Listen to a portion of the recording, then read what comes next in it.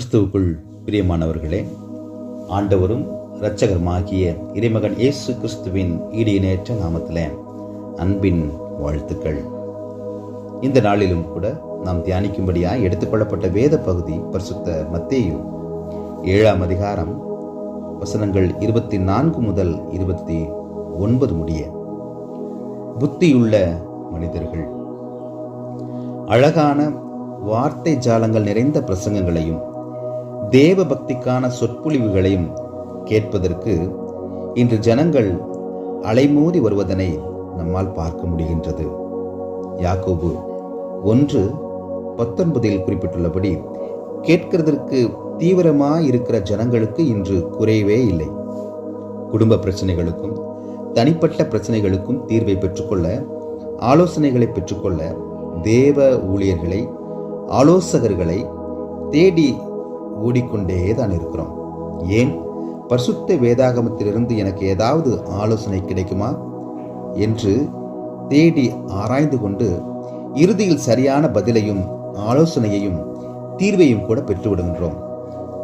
ஆனால் எனக்கு பிரியமானவர்களே, அதன்படி நடக்கவும் அதனை வாழ்வில் செயல்படுத்தவும் தவறிவிடுகின்றோம்.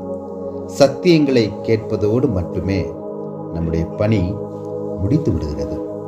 அவைகளின்படி நடக்கிறவர்களே புத்தியுள்ளவர்கள் என நம் ஆண்டவராகிய இயேசு கிறிஸ்து குறிப்பிடுகின்றார். தேவன் கொடுத்த ஆலோசனைகளின்படி நடக்க நாம் பிரயாசப்படுவோம். புத்தியுள்ளவர்களாய் இருந்து தேவனுடைய கிருபைகளையும் இரக்கங்களையும் நாம் பெற்றுக்கொள்வோம். ஆண்டவர் நோக்கி நாம் பிரார்த்தனை செய்வோம். கிருபையும் இரக்கமும் நிறைந்த எங்கள் அன்பின் பரலோக கடவுளே, மனமகிழ்ச்சியான இந்த ஓய்வு நாளுக்காய் நாங்கள் நன்றி செலுத்துகிறோம், உம்மை துதிக்கிறோம், ஸ்தோத்திரிக்கிறோம். ஆண்டவரே, நாங்கள் அநேக காரியங்களை கேட்கிறோம். தேவனுடைய ஆலயத்திலும், ஊழியர்களிடத்திலும், ஆலோசகர்களிடத்திலும். ஆனால் அவைகளின்படி செய்ய நாங்கள் தவறிவிடுகிறோம்.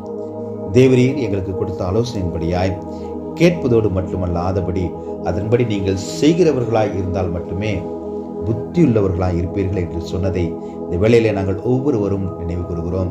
கேட்கிற ஒவ்வொரு காரியங்களையும் மனதிலே வைத்து ஆராய்ந்து ஜெபத்தோடு காரியங்களை நடப்பிக்க, அதன்படி செய்ய ஆண்டவரே, இதனை கேட்கிற ஒவ்வொரு பிள்ளைகளுக்கும் நீர் கிருபை அளிக்கும்படி நாங்கள் ஜெபிக்கிறோம்.